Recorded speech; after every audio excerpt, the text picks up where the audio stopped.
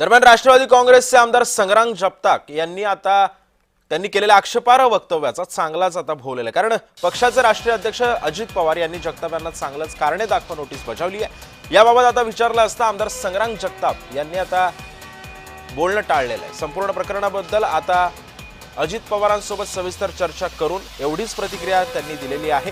दिवाळीमध्ये केवळ हिंदू व्यापाऱ्यांकडून वस्तू खरेदी करा असं आक्षेपार्ह विधान जगताप यांनी केलेलं होतं।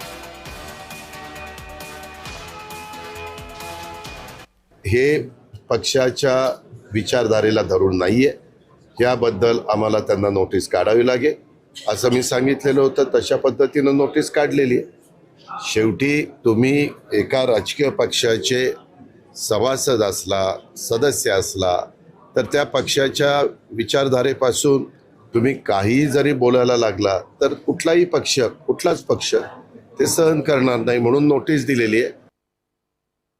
अजितदादांनी नाराजी व्यक्त करत आपल्याला नोटीस पाठवल्याचं लोक बोललेलं आहे।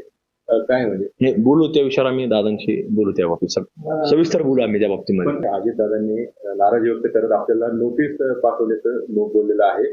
काय म्हणजे हे बोलू त्या विषयावर आम्ही दादांशी बोलू त्या बाबतीत सविस्तर बोलू आम्ही त्या बाबतीमध्ये।